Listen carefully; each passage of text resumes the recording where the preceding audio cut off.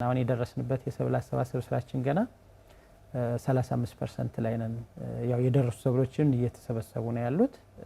ሌላው በስፋት የምንሰራው ካሁን በኋላ ያለው ስለሆነ ለሱ ደግሞ አሁን ክላስተር ላይ ያሉት በተለይ ስንዴ፣ በቆሎ በስፋት በተመረተባቸው አካባቢዎች ላይ አሁን የሜካናይዜሽን ዝግጅቶች እየተደረጉ ነው። በቀጣይ ሳምንት ጀምሮ አሁን ከዚህ የሚቀጥለው ሳምንት ጀምሮ ኦልሞስት በኮምባይነር የመሰብሰብ ስራዎችም ይሰራሉ። ይሄ ዝግጅት እየተደረገ ነው። ክልላችን ላይ ኦልሞስት ወደ 5000 የሚጠጉ እነዚህ ትሬሸሮች አነስተኛ የመውቂያ ማሽኖች አሉ። ከ76 በላይ የሚሆኑ ደግሞ ኮምባይነሮች አሉ።